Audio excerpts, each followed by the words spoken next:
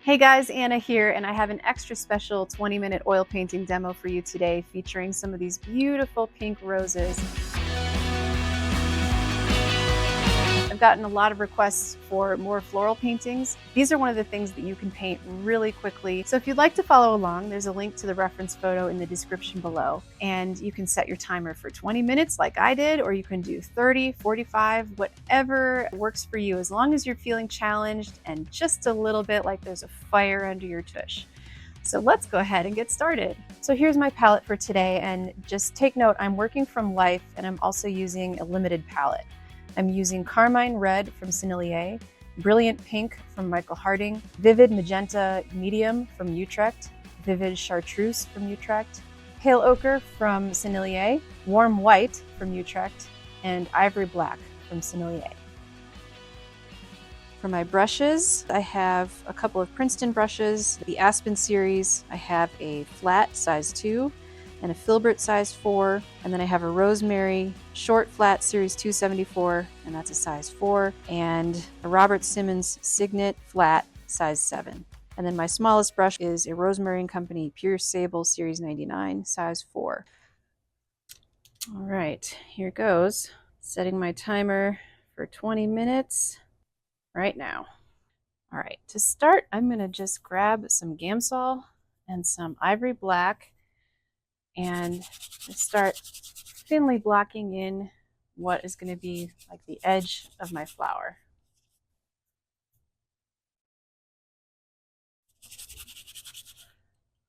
I'm using my biggest brush for this, of course, just to cover as much ground as I can. My canvas is a lead primed unmounted linen that I've just taped to a board. And this particular type of lead canvas is pretty absorbent. And so I'm having to scrub fairly hard to get those little divots of texture filled in. But it doesn't have to be super perfect just yet.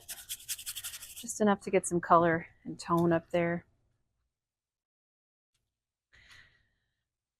And then I'm going to start mixing up probably what I would consider to be the main pink that I'm seeing that's in the light. I'm tempted to grab from that pale ochre, but let's just try just 2 colors, and I'm going to have to reload my white eventually here, but I've got Warm White and this Brilliant Pink from Michael Harding. And that's really made a nice, lovely pink for me to start with. But I want a lot, oops, that's not what I wanted. I want a lot of it. Because as I said just a second ago, this is like the largest amount of pink that I'm seeing in the overall subject. And so I'm considering this kind of what I would consider to be my foundation tone when I'm talking about painting portraits. It's similar to that. Let's go ahead and put some more white out right away. I knew I should have put more out. There we go. Don't want to have to reload during those 20 minutes when the time is passing so fast. But if you have to, you have to. All right. For the inside of the rose, a little bit more of that Brilliant Pink and less white. And I'm just trying to figure out where that is and slowly start building up the idea of those shapes. Well, not slowly, quickly. As quick as possible, actually.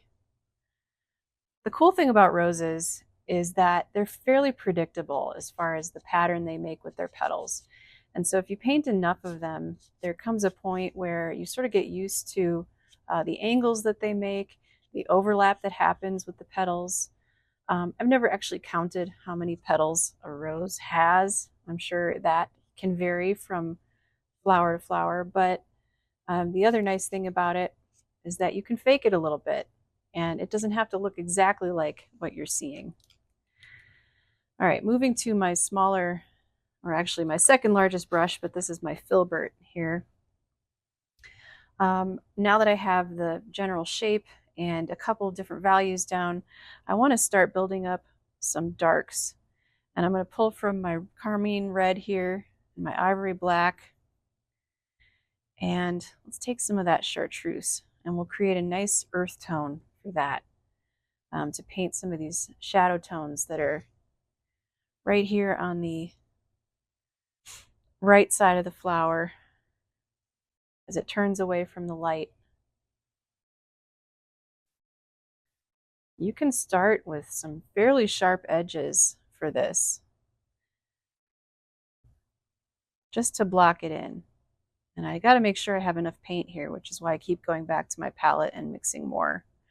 Because when you mix it into the lights that you've already put up there, it just sucks it up, and you can't quite get as dark as you want to unless you really load the paint on.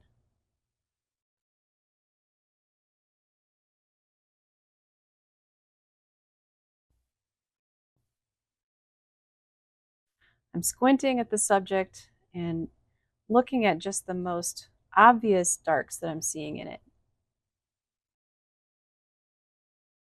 Not least of which are some of the outside edges where the flower meets the background and some of the leaves. And so those are going to be important aspects to this as well, at least for making it look like a convincing flower.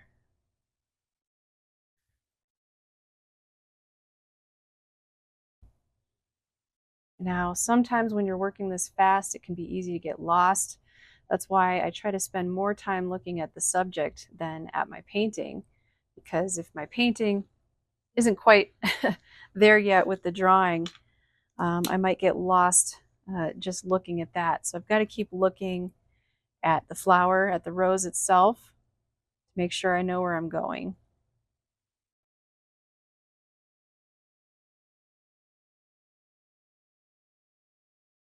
And this chartreuse, I chose specifically to be my yellow and my green. And I think it's great because if you mix it with the black, it goes further to the green side. If you mix it with the pinks, then it becomes more of a yellow. And so that gives it a lot of different purposes that we can use. With this limited palette, there's a lot we can do with it.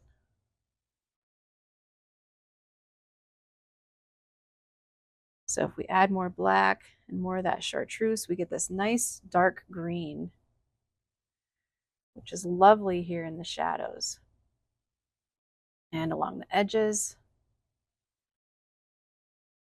I'm just going to follow that all the way along this edge. Generally, if I want to work really fast, I find that it's just easier to start with a block-in of the biggest shape, break that down into a couple other shapes, and then you can start getting more specific with the drawing. And the initial block-in that I put in, that blob of pink, didn't have to be perfect, but it's a starting place, and it gives you something to work off of. And it's amazing how fast you can go with just those couple of markers at the beginning. So now I'm kind of working from the outside in. This is really different than the way I paint a portrait. With a portrait, I generally work from the inside out, from the nose and the eyes and so forth, out towards the ears. And with a flower, I find that I don't have to be quite as careful. It's still a portrait in a way, but really I'm just trying to capture the nature of the rose rather than its exact perfect likeness. And especially when there's only 20 minutes, just trying to keep my expectations realistic here.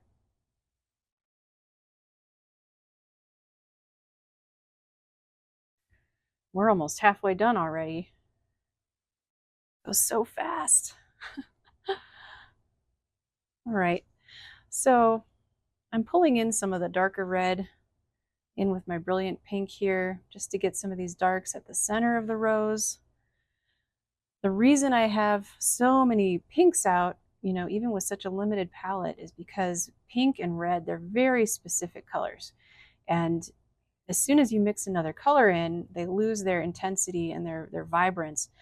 So that's why I like to have more of those available, especially with flowers, just to make sure I get the range of reds and pinks that I want or that I am seeing in front of me. And of course, it's never going to match the real thing exactly, but we can come pretty close.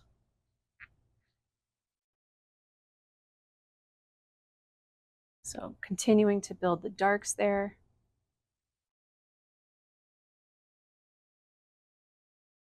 And it starts to take shape, you know, it starts to become a little bit more sculptural, which is what we want.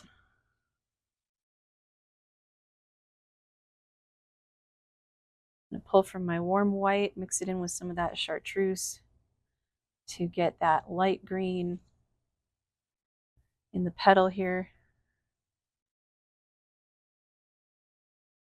If some of the canvas is left showing through, that's okay. This is a quick study after all. But these exercises are great because they really teach you how to just keep your brush strokes really loose, not get too tight or too specific in your drawing early on. It's a great way to practice what I would consider to be the art of the start. And the start is just so crucial to the painting's overall success. So in my mind, I can't do too many of these.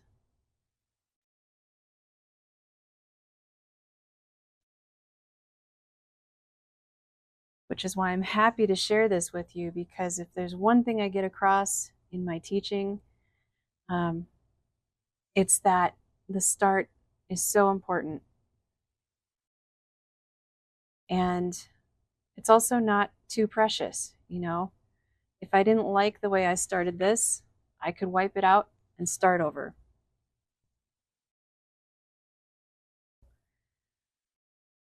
So there's definitely something to be said for being willing to let that go. Willing to let go of some of that initial fear at the beginning too, and just say, hey, let's just see how it goes.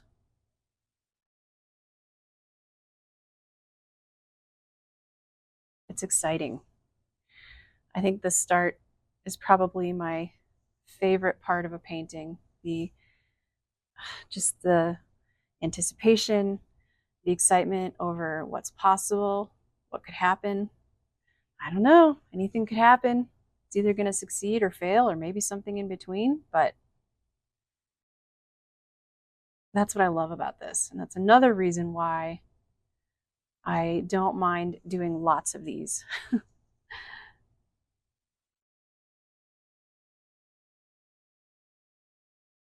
I'm still using my smaller, actually I've moved to the smaller flat, but it's a bristle brush. I might not even get to using my softer brushes because time's a flying. Only got about 8 minutes left here. I'll pull from some of this pale ochre to get some of those warms on the other side of the petals as they get further away from the light source, but further out from the center of the bloom, we've got more warmth there.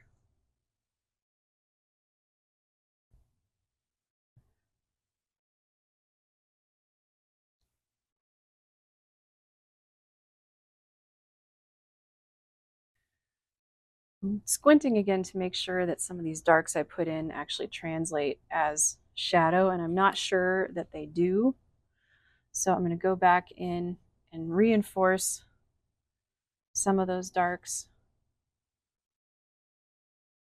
So I want it to look like a cast shadow. It's a little better. Another one over here. I might not be able to get as rich and warm in some of those darks as what I'm seeing, just because I have such a limited palette, but trying some of that carmine red with the vivid chartreuse gives me sort of a warmer earth tone for that. Okay, I did switch to my softer brush, but that's because I had it in my hand. So let's go ahead and chisel out some of these edges. And this is where you can have so much fun because some of the edges can be hard, razor sharp. Some of them can be lost and just blend in with the background, and some of them can be really, really soft. And it's up to us, the artists, to decide that.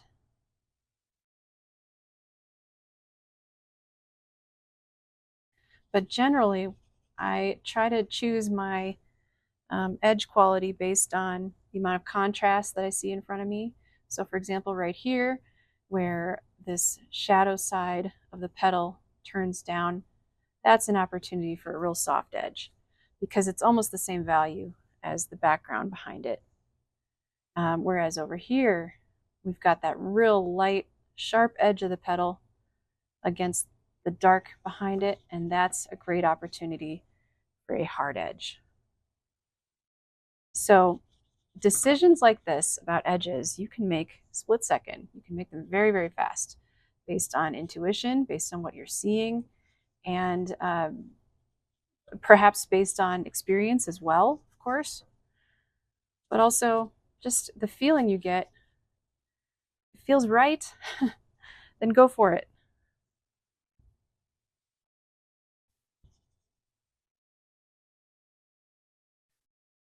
All right, I want to go even darker with that. So I might make that edge a little sharper, but not all the way.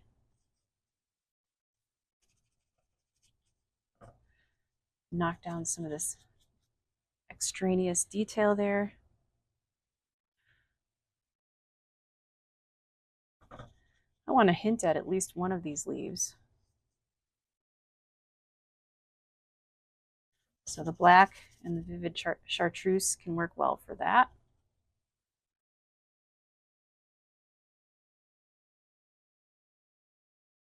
Maybe just a suggestion of one down here. And before we run out of time, I want to finish the edges at the top.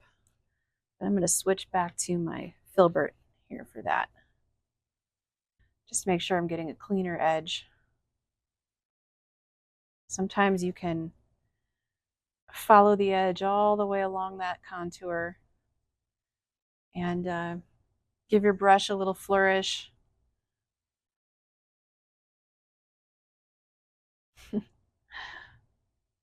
Have some fun with it. I sure do. You tell I'm having fun?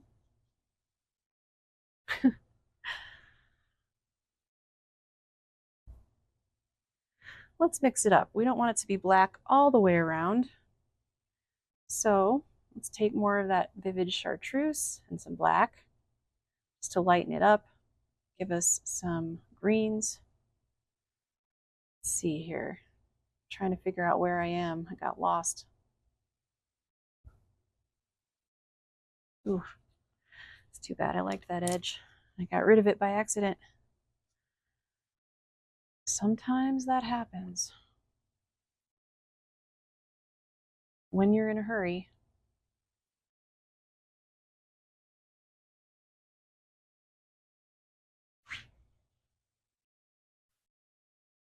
So I haven't done anything really with the very middle of the flower. And, you know, it might be fine just the way it is. I think it reads well as going back and, you know, down into space like that. But some of these edges could get a little softer where we've got petals turning.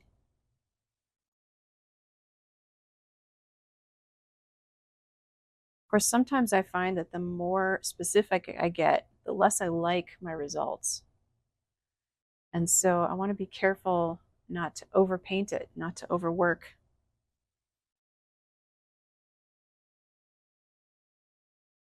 If it's working for you, why mess with it?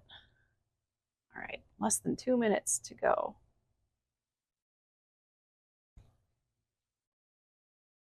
So here we go. Let's finish this edge up at the top.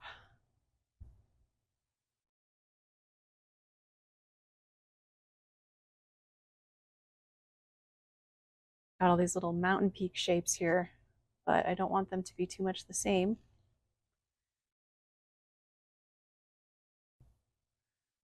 Again, little decisions that you have to make as you go, very, very quickly.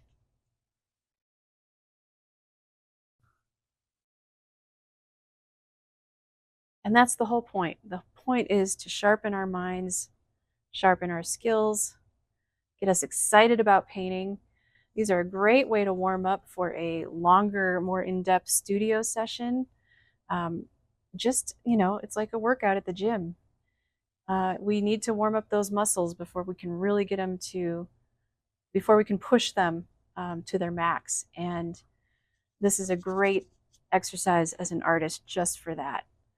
So try one of these and see how well you're able to work in your studio after that. You'll be amazed, and I look forward to seeing your results. So here we go, 30 more seconds. This is my couple of finishing touches here. It's all about the brush work at this point. If there's any brush strokes or edges that I don't like, or things that I want to knock down or soften. So even in a 20-minute study, it's good to step back, squint, and give it a little pause here and there. All right, time's up. Brush is down.